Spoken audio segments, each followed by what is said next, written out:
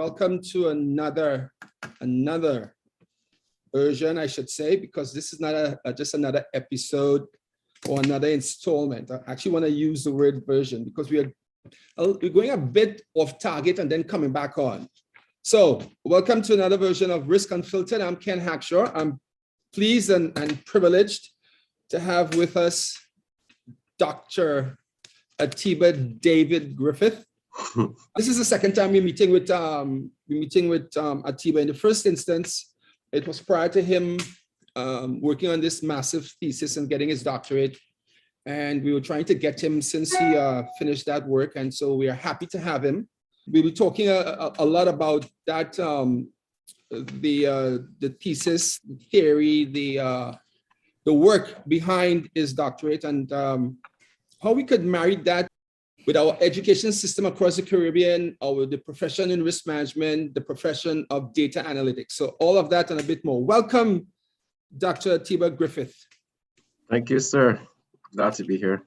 Good to have you again. So I think the last time we met were a couple months ago. You were working on your doctorate at that point in time. I had a bit of an insight, a little bit on what you were working on based on our conversation, but having gotten a peek at the end product, or the almost to end product, it's truly fascinating, both from an educational standpoint, from a data analytics deep dive perspective, and of course, the space we operated in is risk management, and this is Risk Unfiltered. So, Atiba, tell us, what have you been up to since our last conversation many months ago? And let's get right into it.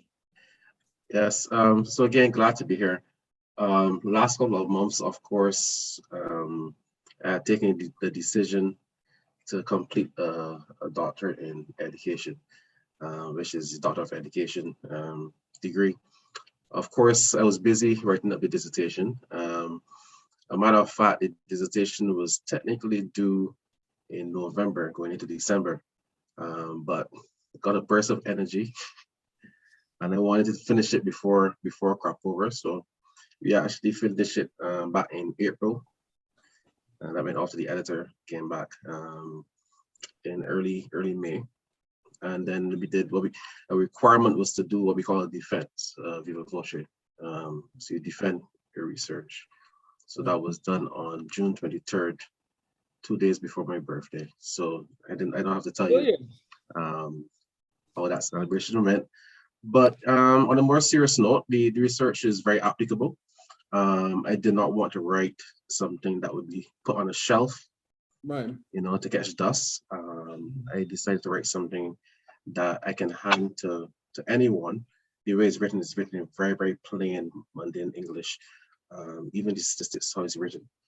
I can hand it to any policymaker or any individual interested in education, whether that is in the Caribbean or abroad, right? Mm-hmm. The theories and conclusions and findings are still applicable, generalizable across different age groups. So yes, that's what I'll be up to mostly. And then also trying to get back into rhythm, because once you remove something that is taking up a lot of your time, you have to get back into the rhythm. So that is pretty much what I'm doing now. But again, it's very interesting. It actually cuts across fields. It cuts across sociology. It cuts across risks, actually, in terms of matriculation risks and social and economic risks by extension. What I would like for you to do, though, is before you start, give a behind the scenes. What actually, you mentioned it a bit earlier, but yeah. What really drove you to this product? What was the driving force? Now, I know you have a little bias on the math side, and yeah. I will always lean there. You may disagree, but is it as simple as, it had to be about, well, I'll let you tell the story. And why don't you name the theory, and I wouldn't call it a hypothesis, but because it went more further than that. My background is varied in terms of academic background, mm-hmm. and also in life in general. What I recognize for sure, some people disagree, But what I recognize is that there's certain foundations that you can build on. And one of those main foundations is mathematics. Mathematics cuts across all fields, regardless of what you do. And it's very interesting that is such a foundational subject, but still a lot of people are pretty much scared, literally scared of the subject. You know, they run from the subject, literally. I do have a bias, of course. I was a mathematics lecturer at the University of West Indies. I've always worked in field of mathematics and statistics. But what a lot of people do not know is that I actually have a degree in music performance. So a lot of times I get the question, how did you change from music to mathematics and economics and engineering? But it didn't change. It was just a transition that happened. What I found is that once you understand the basics of mathematics, you can transition very easily in most cases across subject lines, across career lines. And it so happened that when I was doing my first engineering degree, which was I only did a master's degree in engineering. I didn't start at the bachelor's level in engineering. When I did my electrical engineering master's degree, a pretty rough school, New York University. When I got the interview, because of the fact that I did not have a first degree in engineering, I had a master's in economics, computational economics, but still that was not the requirement to get into the program. So I had to do an interview with the selection committee.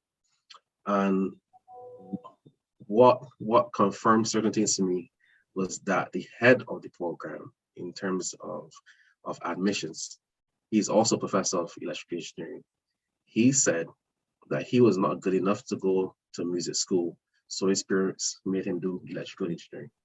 And that rang a bell. And what it did, it triggered something. It triggered something in me to say, but how are you not good enough in music? So your parents made you do electrical engineering. And what I got to find out in terms of doing my research is that when you start in the arts, especially music performance, especially, you're absolutely brilliant in mathematics in most cases. It's just that you never had to practice it, right?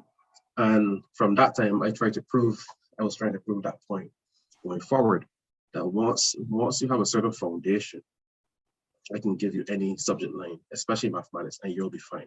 I'm not saying it's not going to be challenging. You're going to have to study and do the work, but the way you process information will make it absolutely easier than the average person who didn't have certain exposure. Are you saying there's a direct correlation between someone good at mathematics and potentially good at music? The other way around. So if you will good find at music, you'll be good at mathematics. In most cases, yeah. In most cases, yeah. Okay. And the studies that have that come to the same conclusion. Sometimes you see that's why they say for a child, especially in primitive years like 3, 4, 5, 6, 7, 8, 9, you introduce them to things like dance, gymnastics, music, things that require rhythm, things that require thinking, and things that also require you to read another language. And music is one of those things that require you to read a different language completely. Correct. Right. So it actually opens up your ability to understand language very well, your language, and it also opens up the ability for you to understand reasoning and what we call abstract information. Because remember, sound, you can't touch it. You can feel the vibrations, right? But you can't touch it. So it's very abstract in nature. So you actually understand abstract information already. It's just that you never formulated it in mathematics. So when I got the chance to write on the dissertation, I was gonna actually write something that was very extremely mathematical, and then I changed my mind. I said, you know what?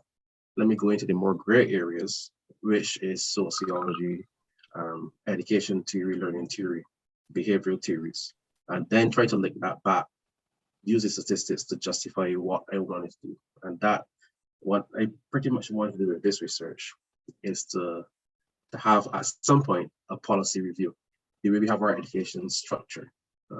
In terms of processes, how we go about teaching, the teaching and learning methods, especially for mathematics.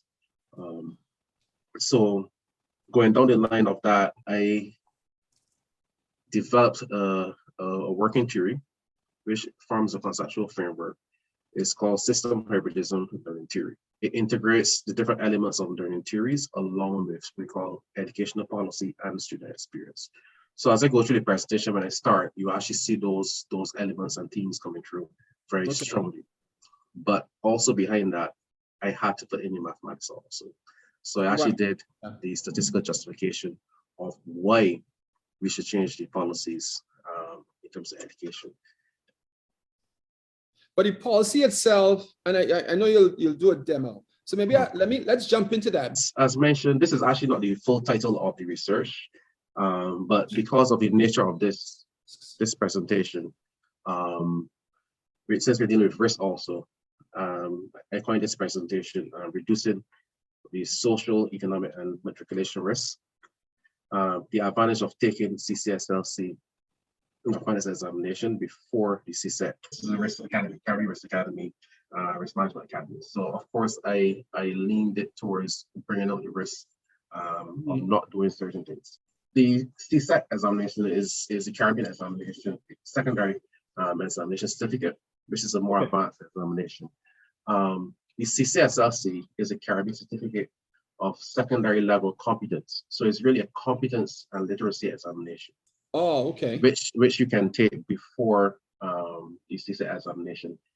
At this point, if you choose to, it's not mandatory. Okay, and you don't have to take one before. You don't necessarily have to take one before the other. Or no. Nothing like that. Okay. No, it's not mandatory. So that's a policy gap there. It's not required by ministries. And of course, when we speak of the Caribbean, we're speaking of the participating territories that take Caribbean Examination Council examinations. Right. So there's just some important notes before we actually get into the full presentation. So there's 6 points. First is the problem statement. So the problem that we were investigating, or the problem that we were trying to highlight, is the males underperform on the CSET examination. And that's something known across the board. It's been published in annual reports, subject reports. You can see that they're underperforming, right? So that creates what we call a matriculation risk. So matriculation is your ability to be enrolled in a program meeting the requisites or the prerequisites that are required.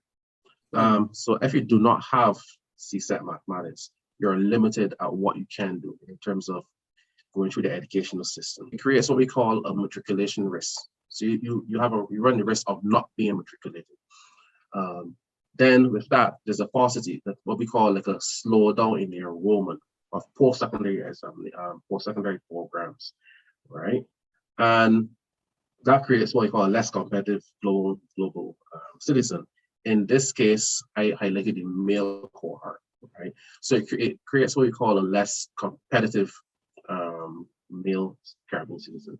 So that creates what we also call a social and economic risk, because now you have someone that cannot necessarily provide at a certain level due to the lack of their ability to matriculate. There's a twist to that story also, because some will say that you don't need that to have a certain vocation, right? But we're going on the assumption that having it is better than not having it. So that's one of the assumptions there, right? So for the purposes of this research, we focus on the 14 to 90-year-old groups cohort. The reason for that is that is usually where you will take the CCSLC, which will lead you into the CSET. So around 13 to 14, that's where you're preparing for the CCSLC. And by 15, you're writing the CSET examination. Now, so the sample, of course, is for the Caribbean territories that participated in the CSET examinations. For comparative purposes, to draw out the point, we compared what we call the group that took CCSLC before CSET and the group that only took CSET. So you can see if there's a statistical significant difference in the mean scores. Now, to bring it full circle, we actually compared it, those who took the CCSLC examination with the female cohort that took the CCSLC examination, and that was to show that there's no gender differences in terms of the scoring, in terms of the averages. Okay. Right? It is a little sticky in terms of how it's worded, but if you think about it, if you're trying to show that if a student takes CCCSLC before the male student does that, they will get an above average score, right? Okay. So the score will be higher than those students who only take CSET. But to validate that also, someone may ask you, but how does that line up with the female cohort? So to test that, we compare the female cohort and the male cohort. And if that is the case, there should not be any huge differences or what we call statistically significant differences in the average score. They should pretty much be on par. Is there any data that says that females of that age group is better predisposed in the math field than males of similar age? There's an argument for that, and there's an argument for and for not. There's a similarity and there's also a difference. Okay. When we get to that, when we get to the learning theory, when we actually draw out from the literature, views on that from the scholars. We call it theoretical framework and the structure that we're using. We develop the system hybridism learning theory. Now, what that does is that it integrates what we call the very basic theories, which is mostly social learning theory and humanism learning theory. Those are the two very popular theories that you use when you think about teaching and learning, right? They're the most popular ones. But with that, something that you also have to include is something called student experience. Regardless of the theories, if your student doesn't have a good experience, they're probably not going to perform well. Define experience in this regard for me. So student experience is pretty much defined as how the student interacts with the teacher in the classroom. That's one part. And then you also have how they interact with their parents and guardians and family outside of the classroom, right? Because remember, learning happens in the classroom, but then they also have to come out of the classroom, do homework. They have to have nutrition, meals, encouragement from family. There's a whole set of social variables that contribute to the performance of a student. Did you have to interview, do a survey of parents of the I don't want to call them test subjects, but of the students? In this case, I didn't have to, because we drew on the literature, because the literature is pretty conclusive about the experiences of existing data and literature. Yeah. Okay. All right. But the system hybridism learning theory, what it does though, is that it integrates all of these elements to bring you to the point of an examination score. So everything that is here contributes to the examination score. So the input is really the student, right? The student is the main variable that goes into this system, right? This learning system in the box that has all of these different elements that they're interacting with. And from that, they get an examination score. Then that examination score comes back through the feedback, what we call the feedback loop, to give you opinions, and they'll tell you about their experiences, etc., which then feeds back into another loop for students that may take another examination. So it's pretty mathematical in terms of the structure. It's a we call a semi-sequential system, right? So everything is linked together and they have these fancy joint probabilities. But for the purposes of this research, and Ken, I didn't go down the line of what we call doing the mathematical proofs for this research, but we use it as a conceptual framework to guide us in the research. But the literature is pretty conclusive about student experience and how students, what causes a student to have a better chance of performing well in mathematics. The literature is here for the audience. When I'm doing research, and this is for Ken Hackshaw, CRMA for the most part. So any research I'm looking at in the field of risk management, and I'm focusing on the dates now. Anything that's like dated early 2000s, I have a problem with that. Right? And so I want to ask if the same obtains for you. So a youth between 14 and 19 in 2002, 2003, I would posit is not the same thinking youth in 2022. Right? Behaviors would have changed, there'll be culture changes, right? So like where you have the research study that was done in 2002, 1991, I live with the 2017 as well. Again, this is just me extrapolating my concerns with dated research, right? Did that occur to you, or did you have to make adjustments for that in any form or fashion, or is it so standardized? Because when you talk about in the Venn diagram there, you have things like cognitive development, behavioral factors, cognitive factors, right? Mhm. So, Yeah. so did you have to make adjustments for that, or was that on top of mind, or? What happens in research, especially it depends on the applicability to. If you're doing it for action research, you need to show that things were there before. Some things may have changed, but some things are still constant. So, for example, certain behaviors of humans, the behavior or the observation of the behavior Right. may appear to be the same, but that does not necessarily change the neurological structure or the physiological structure of a human.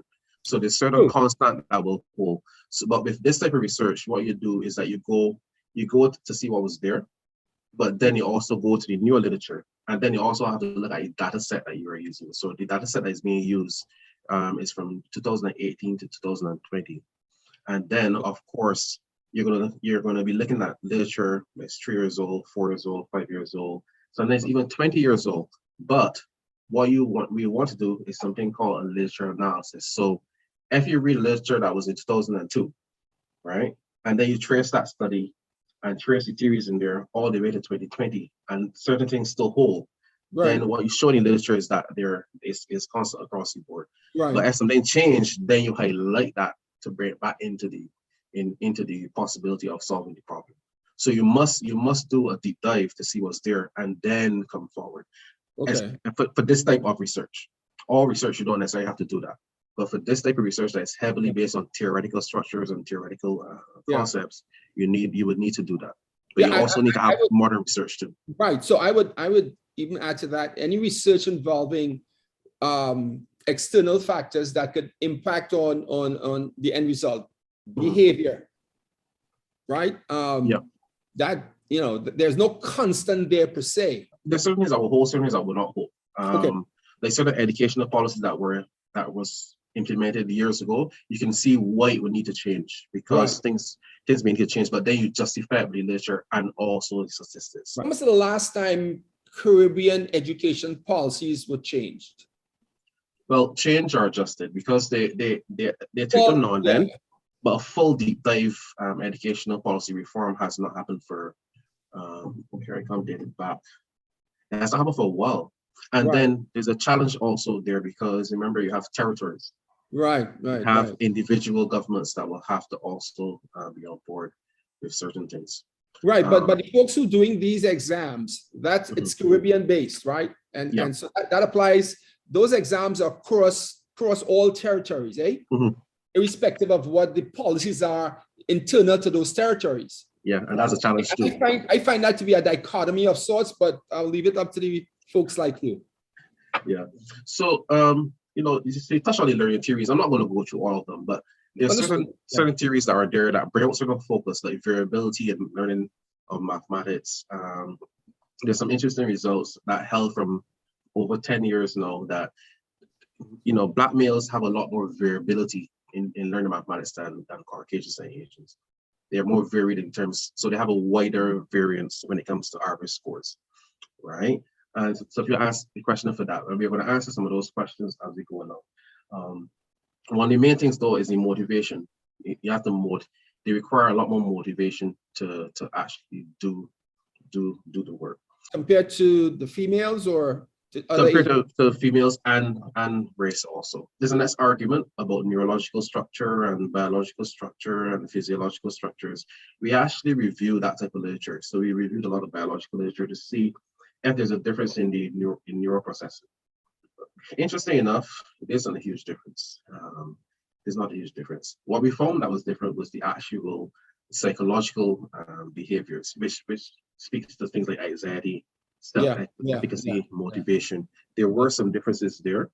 And we're going to get into those as I get to the results.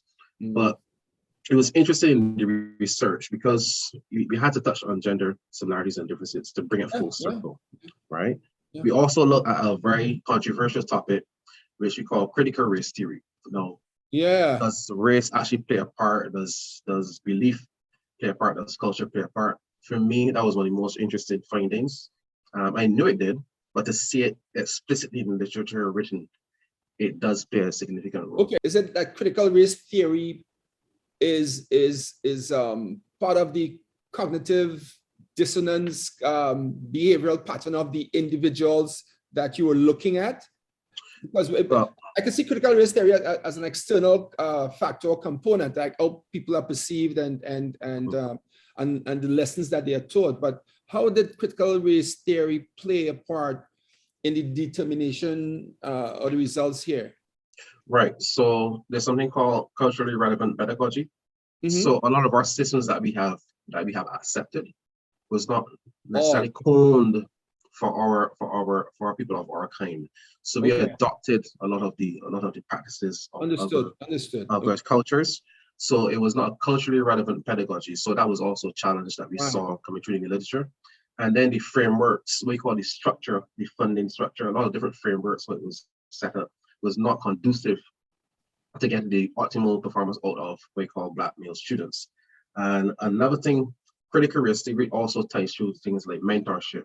So you see it like a hero. If you see a hero, if you see someone that you where you want to be eventually, like a mathematician who's Black or a mathematician who's minority, that is not necessarily promoted a lot in the textbooks. Most of the textbooks are usually written by Caucasians and Asians. So the motivation to even try to be a mathematician or even try to be someone very good in math, we found that came through the literature also in terms of what we call the motivation to actually be someone that requires a high level of training in mathematics.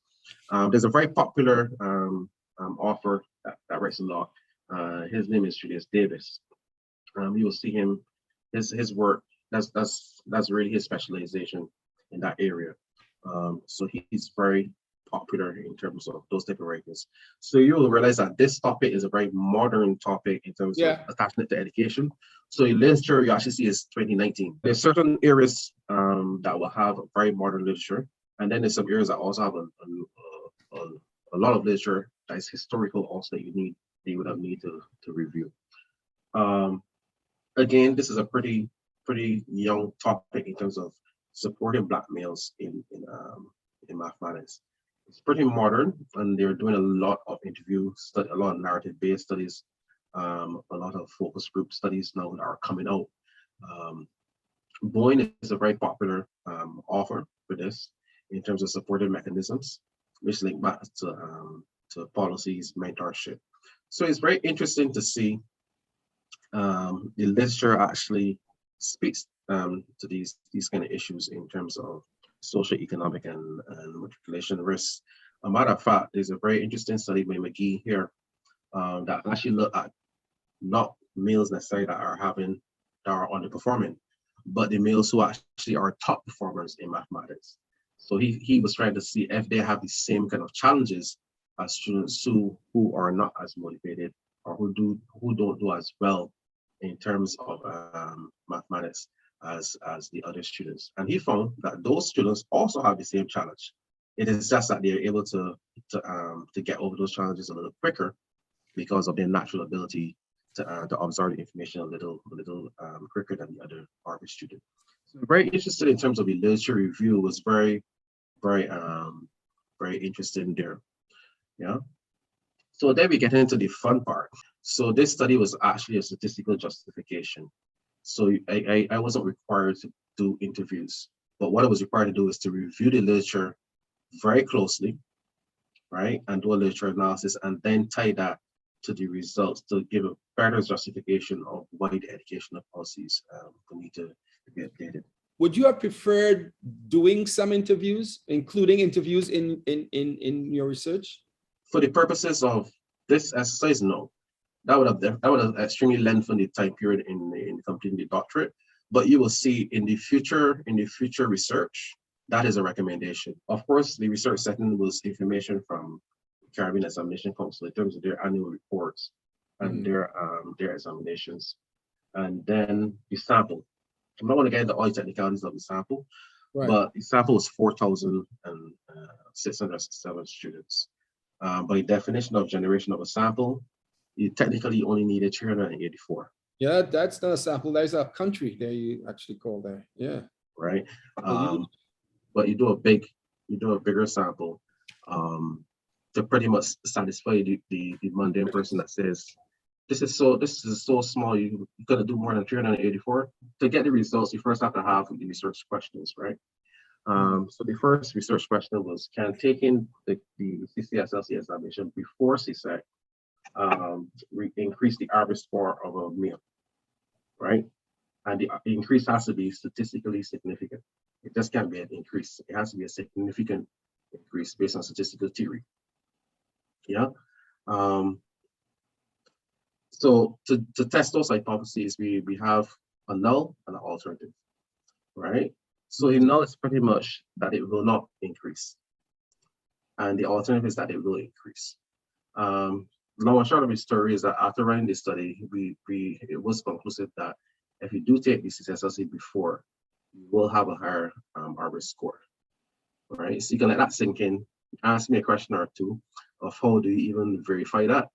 But that is pretty much what the data gave us. It's conclusive that if you do take the examination, you will have a statistically significantly higher score than the student who does not. Are you planning to do further research, or is more research needed before this turns into, say, presented as a policy document? If that's the conclusion, and you use 4,000 plus samples, which, pretty huge sample. Yeah. Is it conclusive then? Can one draw from this that this is as good as it gets? Well, or is more work, is more work needed to flesh out anything so that when this is seen, read, presented, then, the haters will hate, but, the facts are facts. Is this conclusion written in cement? Well, nothing is written in cement in terms of statistics, but you go from the evidence. So the evidence suggests that if you do take the CCSLC before, the average score will be higher, meaning that those students who take CSEC only, their average score is not as high as those who actually take CCSLC before. So what that speaks to is the fact that is a factual statistical finding. To convince the policymaker and the administrators, that's the reason that the literature review was done, to also show that these other elements in terms of teaching and learning also contribute. So if you bring that argument along that side with the literature and the statistical evidence, it's really for them to make a decision. But you won't be able to say that you don't have enough evidence, because you do have the evidence here, both in the writing, in terms of literature, and also in terms of statistical evidence from the actual student writing the examination. Okay. Yeah. And as you remember, I told you that we had to compare also the female cohort with the male. And if it holds true that it brings the student to that point where they're able to perform on average with the cohort that also takes the CSLC before CSEC, you shouldn't have much statistical difference. It means scores should not be that different, because you're trying to show that CSEC alone is underperforming in terms of males, but if they do take CCSLC, at least they're performing on this close to the same bar as the counter, which is the female student who also takes CCSLC. So what we found here was that there was no difference, but it was not statistically significantly different, right? So is another way of saying that gender was not a is not a factor in the scoring here. Well, the literature speaks to the fact that the gender does not necessarily affect the processing of the information, but it doesn't conclude that it's not an effect. Okay. Understand that? But yeah, what we show here though is that if they do take the examination, right, more than likely they will perform on par with those other students, females, who also take the examination. But if they don't, I can tell you that they will underperform compared to those students who do write CCSLC before CSEC. So, I mean, the evidence is there in the literature, in terms of the literature analysis, and also the statistical justification. Quickly to the recommendation, you revise the policies, yeah? But then you focus on the vulnerable groups. So when you write a policy, you can write a policy for the population, which is fine, but you must also account for those groups that have a little more challenge or have a higher risk of not performing well. If a policy, an education policy was to be rewritten based on the conclusions drawn here. Mm-hmm. But the caveat to that is you'll have to consider the disadvantage in writing that policy. With any policy, there's also exemptions, right? So Right. if you have a student who's performing way above average, right, they're exempt from doing CCSLC. Okay. But those students who on par are not performing as they should, and you can identify that before. Because how you'll know who's performing at a certain level than others? What's the criteria in the schools for that? So all the schools in the Caribbean has to be part of merit. So we know on average how the students perform in a particular school. The policy must ensure that schools support the students in terms of learning. Find support. Books, extracurricular activities to bring up their skills, etc. The second recommendation was the fact that when you develop policies, when we say support, we actually mean not only teaching, the actual act of teaching, but things that support teaching and learning. So you may have programs that you may need. You may have a specialist that come in to identify if someone has a learning challenge. So that's what we mean by support. Okay. Right? So three, one of the things that we found is that when the family is actually involved in the learning process, like parents or close contact family, students tend to perform better. That's something that came out in your literature. So if you have a family member or family members that support you, make sure you do your homework, make sure that you train your understanding, make sure you go to class. That is what we mean by community support and family and community support. Now, one of the important things that we found in literature also is that when students see someone that they want to be like, we call it, you see a hero, they tend to follow that person's timeline in terms of their development.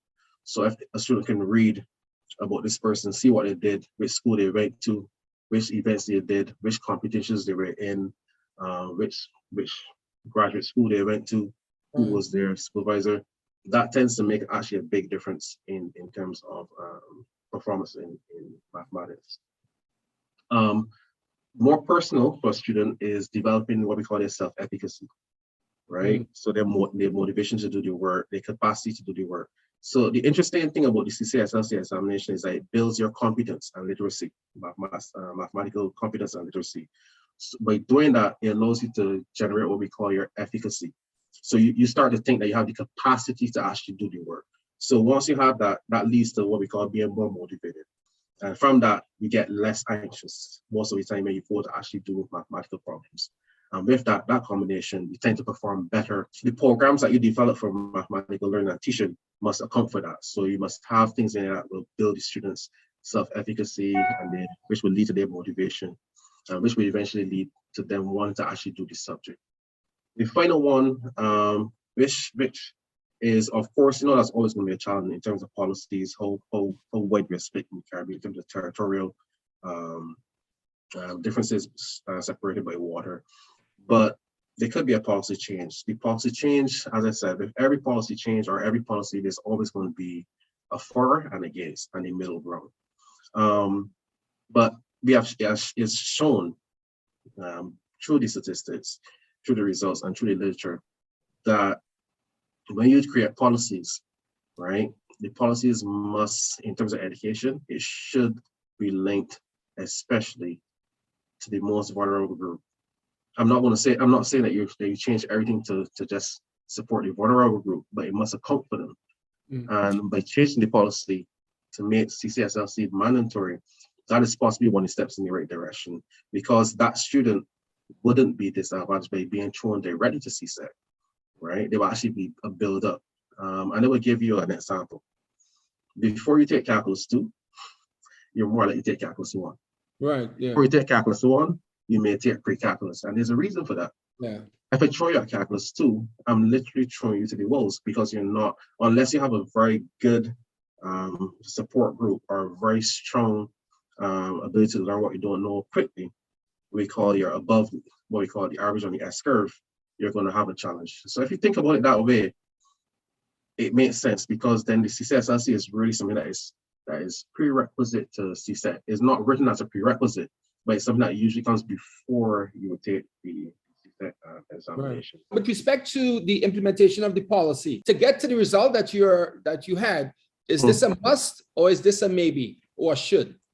So this is a must because actually in my recommendation, I didn't use conditionals. So you will see within the Caribbean context, change the educational policy. And I said you should or you must. Just change it, because what that does is that it makes it on the books mandatory for those students that are easily identified that are having a challenge. Of course, you have the exemptions. Like for me, for example, I didn't do anything past calculus 2, but I did a master's in electrical engineering that required you to pretty much have all the way through to a level 4 bachelor's degree in mathematics to get through an engineering program. So, but there are exemptions for that, and those exemptions are reviewed carefully, which is fine.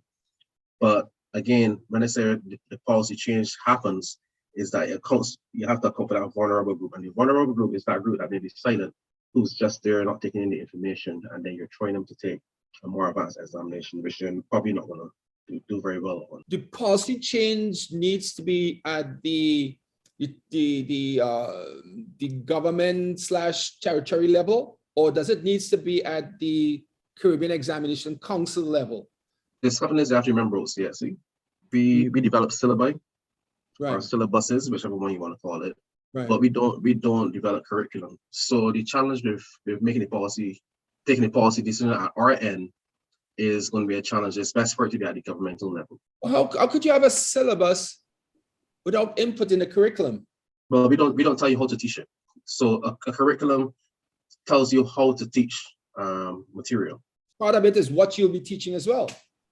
Yeah. So the syllabus is the content, right, and the requirements, and the curriculum is the actual action of delivering that content. Okay. So each school, each government has the freedom to develop their own curriculum. Right, which is fine, but they can't necessarily develop the syllabi or the syllabus for that particular subject. They can, as a part of what we call, they may develop a syllabus that is linked directly to the syllabus of CSC. But we're not in the business of understood. For this to be more efficacious, it would have to be close to a Caribbean policy per se, right? Yeah. And if you have to speak to, and you're a mathematician, statistics expert, the probability of that happening is where? Is that no that we're going through COVID, I think is more realistic. Or likely than I would say it's more like a 70% chance now. Okay. It will change. Yeah. Okay. Because no what's going on is that governments, institutions, companies, they're looking for new ways to get things done better. Right. And they're trying to be more efficient, and they're looking at a lot more what we call risk intelligence, as you will know. So, and hence why we wanted to have you here. This will contribute to enhancing or building out that risk IQ, or the of the new leaders, of the future leaders of the Caribbean, and anything that can do that. Well, CRMA is all for that. Those are the recommendations, and there's also some recommendations for what we call future research. So for the academic or individuals that are interested in action research, or are interested in carrying this research a little further, right? And one of the things that I have 4 recommendations. You can disaggregate the data. So instead of speaking about region, you can break it down by territory, right?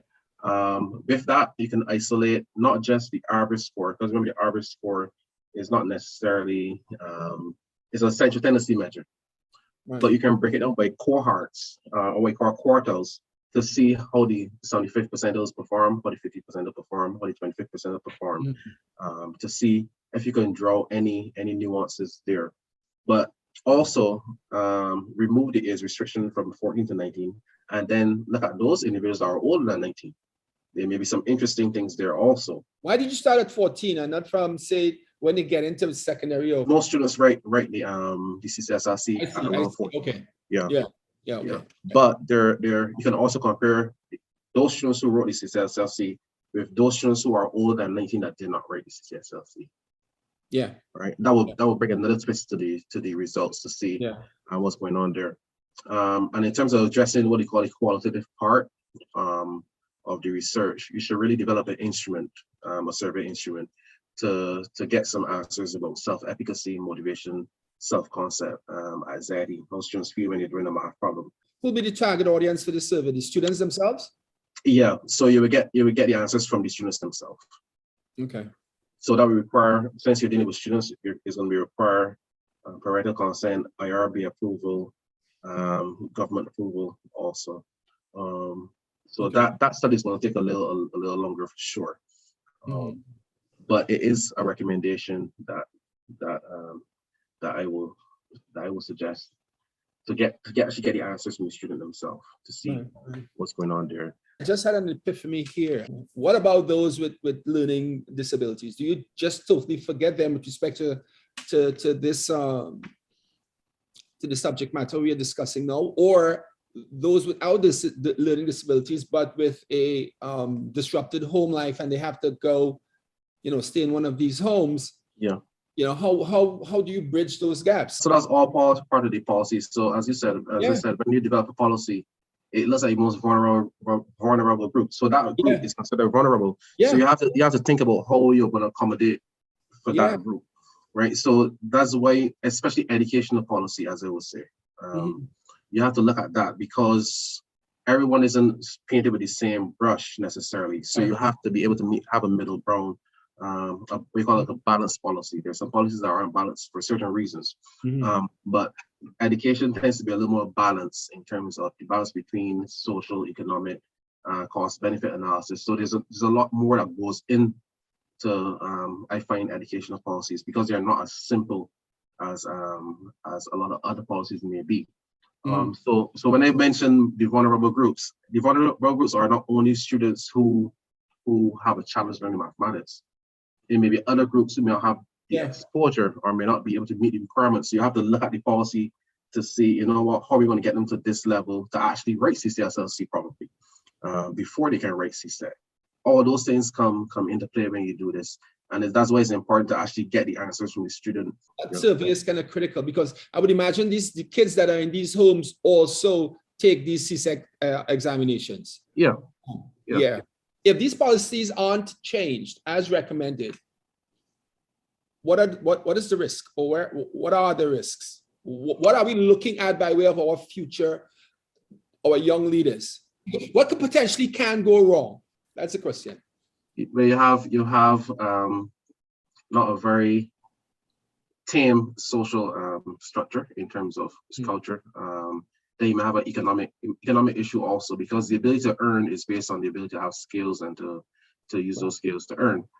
So that's why I also included social and economic risk in this presentation because it actually creates a social and economic risk if you don't allow people to matriculate, not necessarily only to universities, but matriculate to something that can have them earn or develop something with their life.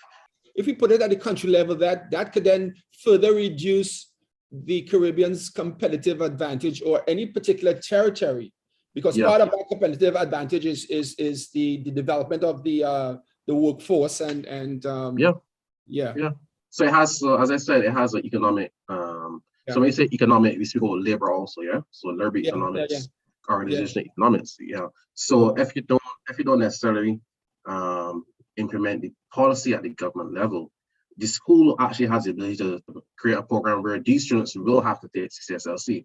So it can happen at school level also. Is there a relationship between crime or the rates of crime and the rates of failure in mathematics? The literature actually speaks to that. It doesn't necessarily identify mathematics only. It really identifies the certificate, what we call school leaver certificate, or having enough skills to even earn. So not having those skills to earn, you'll turn to deviance and crime. But we can isolate it to see if mathematics contribute to your critical or reasoning thinking skills in terms of decision making, right? That would be interesting. If the social learning theory in your Venn diagram speaks to environmental factors, which will vary across territories, behavioral factors, which will vary across territories, cognitive factors may be less so. Have you, or do you, by way of further research, have to dissect or get a little bit more granular on a per territory basis? Well, you can, will there be a need for that? Because you know behaviors in Barbados versus Trinidad or in Grenada versus Jamaica, youths, given what they're exposed to, there may be some differences. There will be differences. There will be differences because once you have a difference in culture, you're going to have a difference in these elements. Because, for example, like humanism learning theory. Humanism learning theory is based on your general philosophy, the cognitive development, the effectiveness, and the psychomotor, right? Right. Remember, under general philosophy, you have belief, religion, culture. Right. So that variable will have a significant difference across, more than likely across different territories, right? When it comes to the environmental factors, it's the same thing, because obviously students learn in different environments depending on the culture. You may have a home that have 7 individuals. You may have an extremely large home that have 12 individuals. And then you may have a smaller home that have only 3 individuals. So it has a lot to do with, there's some nuances there for sure that will show up if you do a survey to get those answers.